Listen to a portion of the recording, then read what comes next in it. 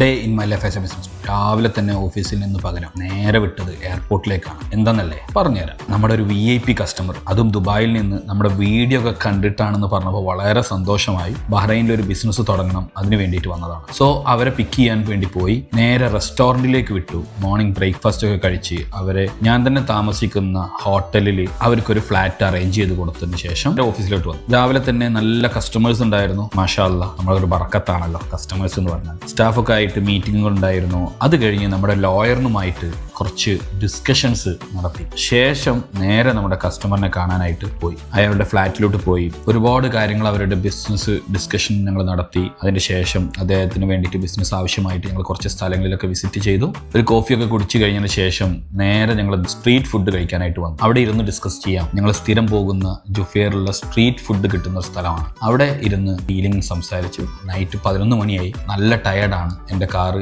ഡ്രൈവറെ ഏൽപ്പിച്ചിട്ട് ഞാൻ പറഞ്ഞു അവരോടൊത്തൊന്ന് ജസ്റ്റ് ബഹ്റൈൻ മുഴുവൻ ഒന്ന് കറക്കി കൊടുത്തേക്ക് എന്ന് പറഞ്ഞിട്ട് അവർ കറങ്ങാനും പോവുകയും ഞാൻ നേരെ ബെഡിലോട്ട് പോവുകയും ചെയ്തു.